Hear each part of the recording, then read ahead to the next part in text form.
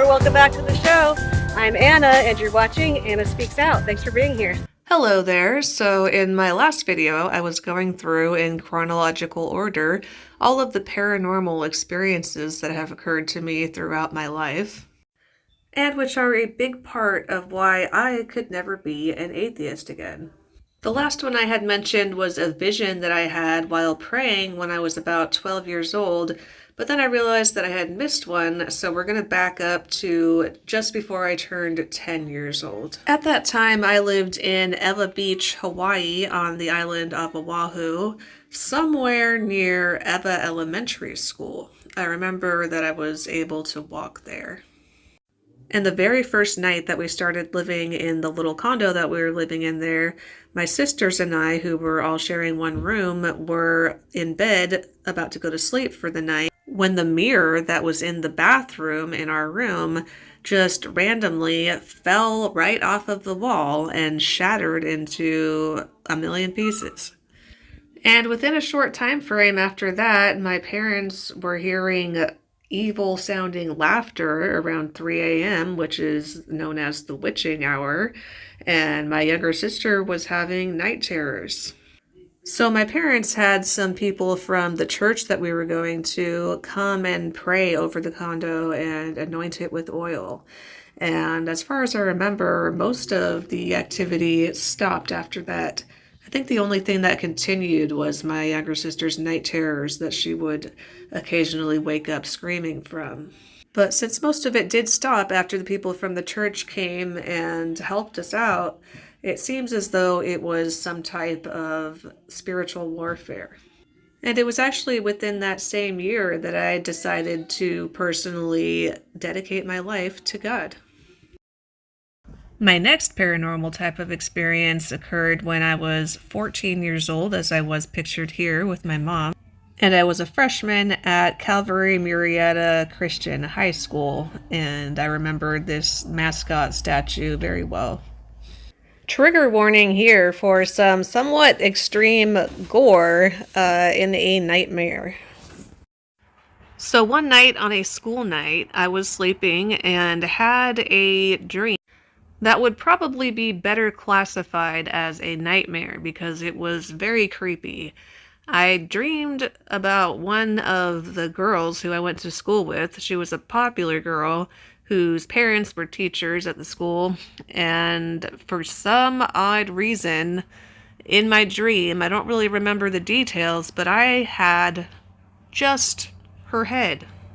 I just had her head on its own in my possession, which was obviously very freaky and not something that I wanted to have. But wait, that's not all.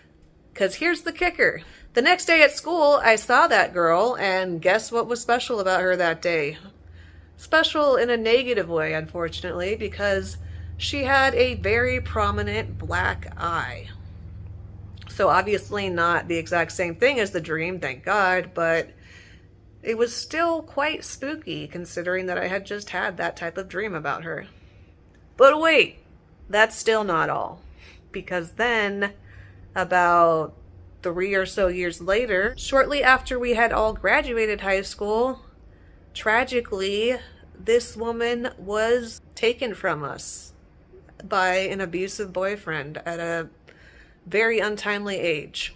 So that is a lot more close to the dream that I had, and I've just never really fully understood why I was given that sort of dark premonition that kind of came true.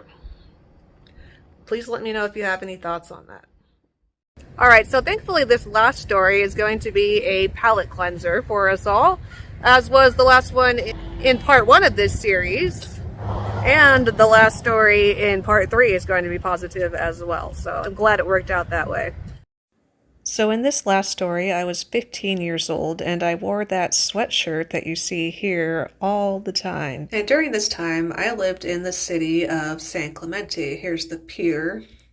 I lived right up the street from the beach and the pier. I remember going to this pizza shop fairly often, Cosentino's Pizza, and I think I lived up Avenida Victoria, somewhere in a upper level apartment. It was a nice place. But as is the case for so many nice areas, especially beach cities in Southern California, living there came with a hefty price tag that my parents weren't able to handle for more than a few months, which many people wouldn't be able to handle. And so at the time of this story, we were actually on our way moving out of San Clemente. And for whatever reason, I don't remember what exactly was going on, we went to the home of someone else kind of in the midst of our transition. And for whatever reason, we went into a certain room. I remember being in there with my mom at least. And we were trying to figure out how to turn on the light in the room because it was actually nighttime and it was dark in there. And I think we found a switch and flipped it on or something like that. And it became bright in the room, but then looking around, because it was an empty room as far as I remember, it turned out that there was no light bulb anywhere in the room, but yet the room was completely bright. So, seemed like a miracle to me.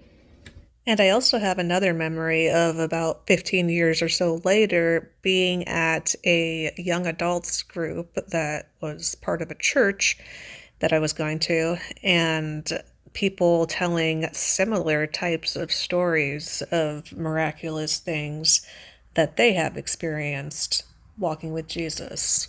God truly is amazing.